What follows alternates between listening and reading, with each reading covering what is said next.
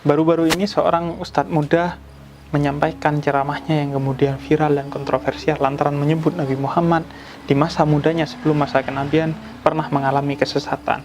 Dia mengacu kepada terjemahan dari surat Ad-Duha ayat ke-7. Sudah banyak artikel dan video yang dibuat yang mengkritisi kesalahan ustadz muda ini dalam memahami surat Ad-Duha ayat ke-7. Dan ustadz muda ini sudah meminta maaf serta menjadi kewajiban bagi kita sebagai umat Islam untuk memaafkannya. Namun, dalam vlog kali ini, saya ingin mengulas tentang sesuatu aspek lain dan bisa jadi lebih mendasar tentang apa yang perlu dikritisi dari pernyataan ustadz muda itu. Minimal ada 3 kesalahan mendasar. Yang pertama adalah ustadz muda ini memahami Al-Quran dengan harfiah, bahkan hanya bermodalkan terjemahan. Oleh karena itu, misalnya Profesor Dr. Quraish Shihab tidak mau menerjemahkan Al-Quran lantaran dikhawatirkan muncul orang-orang seperti ini yang ingin memahami Al-Quran tapi hanya bermodalkan dengan membaca terjemahan Al-Quran, sehingga mereka mengalami kesalahan dalam memahami Al-Quran. Jangankan Al-Quran, buku-buku pada umumnya seringkali tidak sampai maknanya ketika diterjemahkan ke dalam bahasa yang berbeda, terlebih Al-Quran yang memiliki kedalaman dan keluasan makna. Ia bahkan bukan hanya harus dipahami dengan ilmu bahasa, namun perangkat-perangkat lain yang kemudian dihimpun dalam ilmu tafsir, yakni ilmu sejarah, ilmu Al-Quran, ilmu hadis, dan ilmu-ilmu lainnya. Kemudian yang kedua, kesalahan dari ustadz muda ini adalah pada niatnya. Segala sesuatu, kata Nabi dalam hadisnya, tergantung niatnya. Innamal a'malu binniyat. Ustadz muda ini, sebagaimana disampaikannya dalam pernyataannya yang kontroversial itu, adalah bahwa karena Nabi muda pernah sesat, maka kita tidak perlu memperingati maulid Nabi. Dakwah pada dasarnya adalah merangkul, bukan memukul. Ketika kita memiliki niat berdakwah, maka kita harus memiliki kejernihan pikiran dan kebersihan hati sehingga akan terdapat kelurusan niat. Sehingga niat berdakwahnya bukan untuk mendiskreditkan pendapat atau pandangan serta madhab lain. Kemudian yang ketiga, dan ini yang paling mendasar sekaligus menjadi fokus pembahasan vlog ini, adalah bahwa seorang muslim, terlebih seorang dakwah, harus memiliki paradigma atau minimal imajinasi tentang keagungan Nabi Muhammad.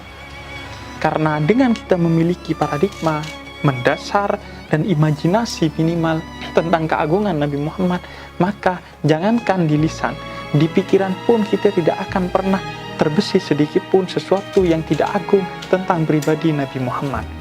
Misalnya, ketika kita menemukan teks, buku, atau termasuk Quran dan hadis yang dalam pandangan kita atau dalam pemahaman kita mengindikasikan pemahaman bahwa Nabi tidak agung, maka kita akan bertanya kepada guru kita atau mengkaji teks itu, hadis itu, ayat itu, sehingga kita dapati makna yang benar.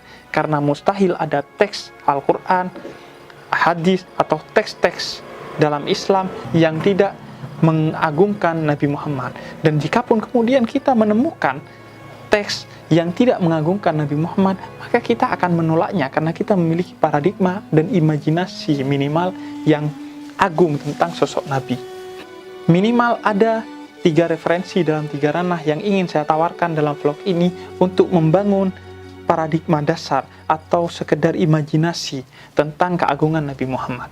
Yang pertama adalah secara teologis, yakni melalui Al-Quran. Saya sudah membuat vlog yang tayang sebelum ini, Anda bisa menontonnya, yang memperlihatkan bagaimana Al-Quran menggambarkan tentang keagungan Nabi Muhammad dalam banyak ayatnya.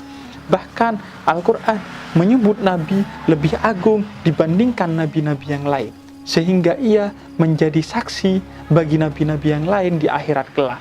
Dan ia menjadi satu-satunya nabi yang diutus bagi umat manusia di tengah nabi-nabi lain yang diutus hanya untuk kaumnya. Dan banyak ayat lain yang menjelaskan kepada kita tentang keagungan Nabi Muhammad, yang jika kita membacanya maka kita memiliki paradigma mendasar atau sekedar imajinasi bahwa Nabi Muhammad adalah pribadi yang agung.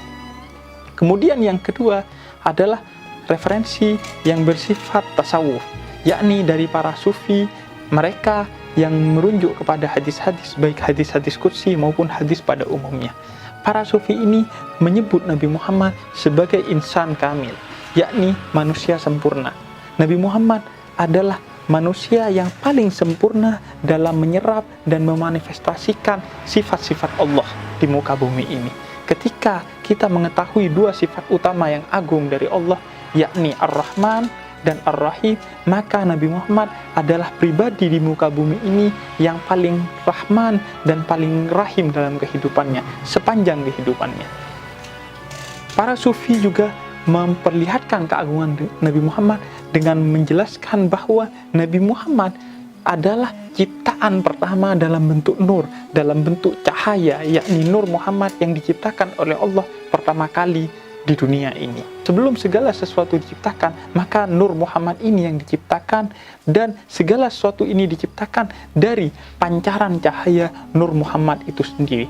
Sehingga ketika Nabi Adam diturunkan dari surga, maka Nabi Adam memohon ampun kepada Allah dengan bertawassul melalui cahaya Nabi Muhammad yang beliau lihat.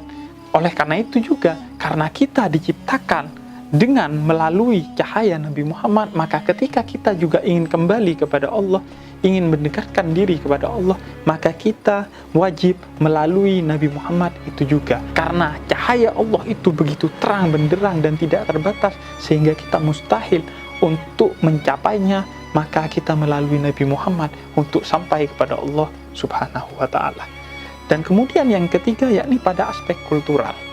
Secara kultural, kita sejak dulu dan sejak kecil sudah diajarkan oleh guru-guru kita, oleh orang-orang terdahulu sejak pendakwah Islam pertama ke Indonesia, untuk mendapatkan pemahaman, memiliki paradigma dasar atau sekedar imajinasi tentang keagungan Nabi Muhammad.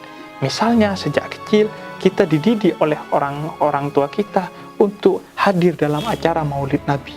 Justru acara Maulid Nabi itu untuk mendekatkan kita dengan pribadi Nabi Muhammad, karena di dalamnya kita membaca sejarah pribadi Nabi Muhammad. Dan secara kultural, guru-guru kita juga menggubah syair-syair, menggubah qasidah-qasidah yang berisi pujian-pujian tentang keagungan Nabi Muhammad. Kita juga diperintahkan untuk terus menghiasi diri kita dan hari-hari kita dengan salawat kepada Nabi Muhammad, karena mereka ingin secara kultural kita memiliki budaya yang mengagungkan Nabi Muhammad, sehingga ada paradigma pada diri kita atau sekedar imajinasi tentang keagungan Nabi Muhammad.